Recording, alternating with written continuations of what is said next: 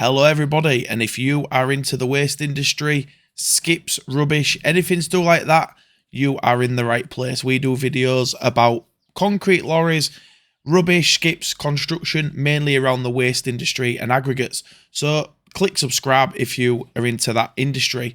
And what I'm going to talk to you about today is probably the most important thing anybody will ever speak to you about, and that is disclaimers. Right, so your truck, van, or whatever it is doing a delivery, something where it's not multi-drop, so not somebody in a little van doing 500 drops every day, but somebody who's actually going and delivering a load of concrete, a load of skips, a load of gravel, or something like that. So this week, we cross-hire mini diggers for our jobs from a local company. Very good company to deal with, real nice and straightforward and good machines. We've dropped a machine off, not us personally, they've dropped a machine on the job, and the customer has emailed in and said one of the pins fell out, he continued to use it, and he's done a load of damage. So I'm going to put an image of that on the screen. The customer then said that he doesn't think he should have to pay for it. So I'll give you some context. A digger has 2 or 3 pins at the front. The man's digging.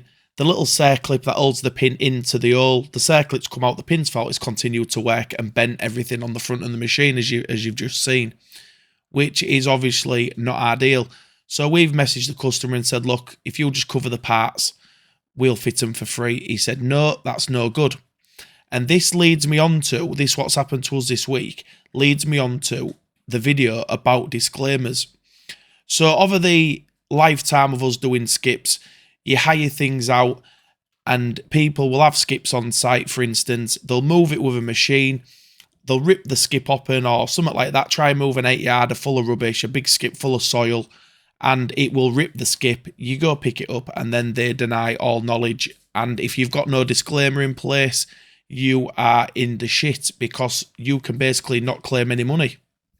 What you have to realise is if there's no disclaimer in place or no prior agreement, there basically is no agreement. So people think if you go onto a job, say that happened, the guy rips the skip open, he could say, well, the driver told me who dropped the skip off that I was allowed to move it with the machine. There would be no proof one way or the other. So what happens? Well, I'm talking from a skip hire point of view here. We have had people moving our skips. We've had our trucks gone to the driveways and damaged the driveways. We've had everything. We've done a lot of damage. It's nature of the beast. You go down a small 10-foot and you hit a wall or a fence or whatever. So what happens with a disclaimer? And this is from somebody who's had claims. Everybody's had claims who has trucks. It's just nature of the job. Right.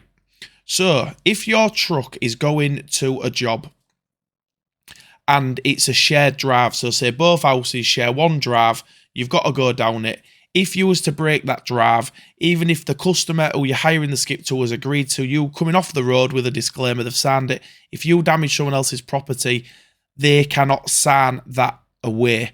So you would still be liable. They would only be liable for their half of it. I know you might think that, well, if they've signed a disclaimer, then they would be liable for the claim. But unfortunately, somebody can't sign a disclaimer for something that's somebody else's. So it doesn't really work that way. And when it goes to court, and we've had all this sort of stuff over the years, we've done a million skips, it just turns easier for you just to send a couple lads out with some concrete and just re-concrete the drive or whatever if it's something small.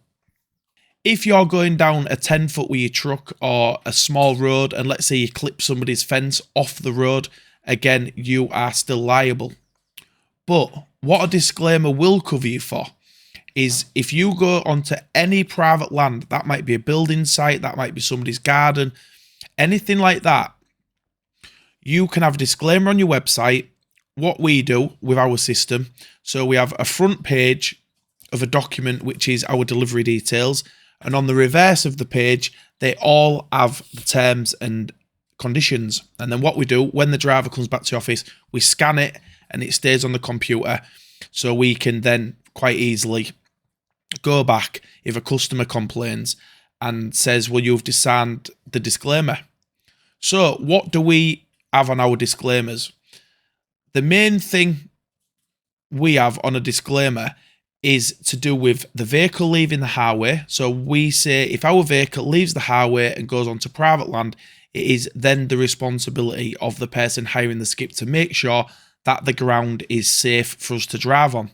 How do we know as a company if the concrete's good, the block paving's good? Some cowboy could have done it. So there's your first one. That protects you from third-party damage. The second one is moving skips. So we had years ago, one of our customers moved a skip from where he delivered it on his property, moved it round the back into the 10-foot, and we got a fine from the local council, which was for not having a permit. We delivered the skip onto his property. So again, that would cover you. You could say to the customer, you've moved it. So we say on our disclaimers, do not move the skip. The next part of the disclaimer needs to have something to do with, let's say for instance, the skip is set on fire. So let's say somebody sets the skip on fire, it burns the house down where you've rented it to, they could have a third party claim against you. So in your disclaimer, you want something along the lines of, the skip is on hire to you, and whilst in your custody, its responsibility is solely down to the person who's hiring it. That will keep any third-party claims away. You also want your standard ones regards to overfilling the skips, putting items in there that you don't want and things like that. But a disclaimer can be a million lines of text. It doesn't matter. And if they sign it, as long as you make it clear to the customer. We had one years ago who said, I didn't read them. I didn't have time to read them. So your driver dropped it off and we did not have time to read the disclaimer. So this is our disclaimer, all 10,000 lines of it, which goes to the customer. All these come back to the office, are scanned and then put onto a database. And what we did is, because we had this customer who said, well, I didn't have time to read it and I didn't know there was anything on the back. What we did is we put a piece of text on the front there. And what we do now on every single job, we highlight them on the way out.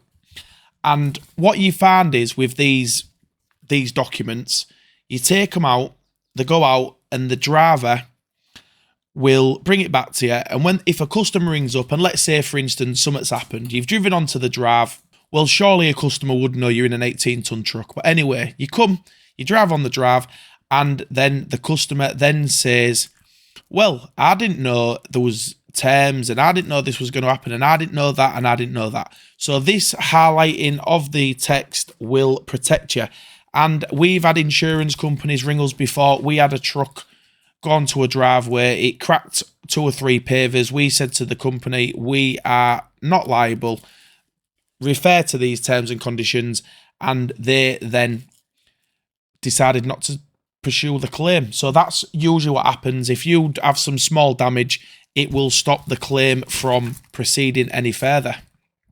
In this terms and conditions, you have to make it written like a complete idiot is reading it. So somebody like me. So a skip, you put, so line 1, the hirer. Who is the hirer? The person. What are they hiring? In my case, a skip. What is a skip? A skip is a container to hold waste. The site, you've got to say, what is a site? You've got to tell them what a site is, their house. It's got to be written completely plain, simple English. If anybody wants a copy of these terms and conditions, we actually had a solicitor write these, so they're legally binding.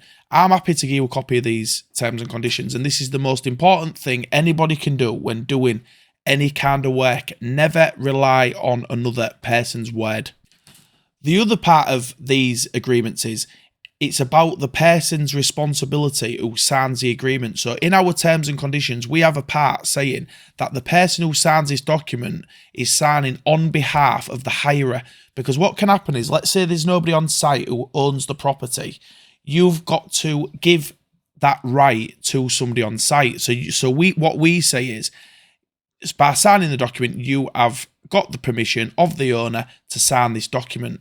The payment which you are given would authorise that. So if the person who's hiring the skip has given that money to that person's paid you, that gives them the right of custody over the money and also the hire of the skip. Another thing to remember is with these agreements, and this will be something that we all come across on a daily basis, what if somebody doesn't pay?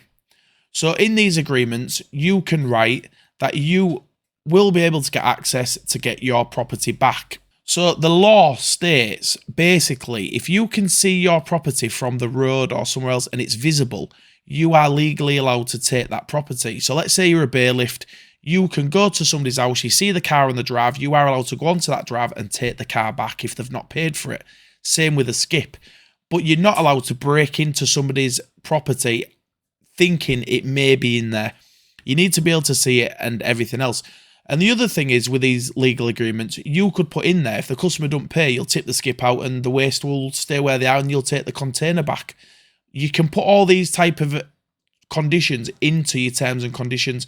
Let's say, for instance, you do concrete or whatever. You could say in there that you will come back and take the concrete up and you'll take it away and they'll still be liable for the money they owe. You can put anything in these agreements, but remember, you must be fair.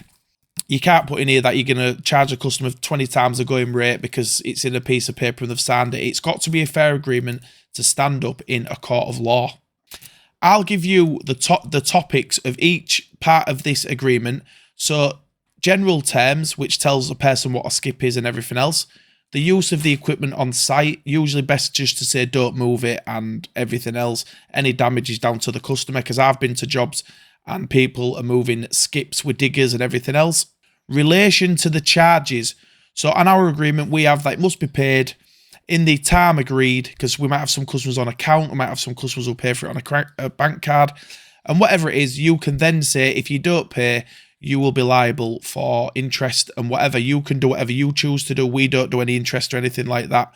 What we do say is that if it's not paid on time, we have the legal right to charge interest on the money, which the government sets out, which is 8%, but we don't do it. Also, we have a part in there that says if you move the skip from the property onto the highway where the council might give you a fine for a permit, the customer's liable for that. Responsibilities of the person signing, that just again, if they hand you the money and they sign it on behalf of the person at the house, if they've paid for it, that gives you gives them the legal right to sign your document.